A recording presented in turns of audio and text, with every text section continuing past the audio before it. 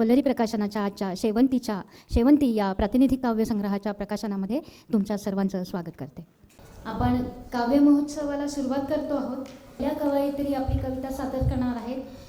त्या मिनल रानडे या आहेत. नमस्कार. तू तिथं मी. आयुष्याच्या उत्तरार्धात उमजलं की पत्नीवर प्रेम करायचं राहूनच गेलं. आयुष्याच्या उत्तरार्धात उमजलं की पत्नीवर प्रेम करायचं राहूनच गेलं.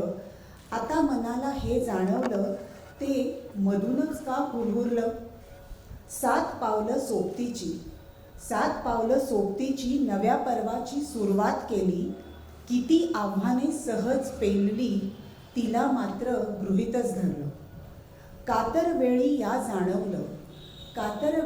या जाणवलं तिने कधीच नाही काही म्हटलं.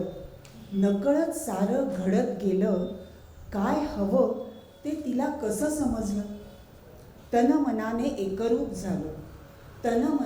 एकरूप झालो. सुखदुःखाचे भागीदार झालो.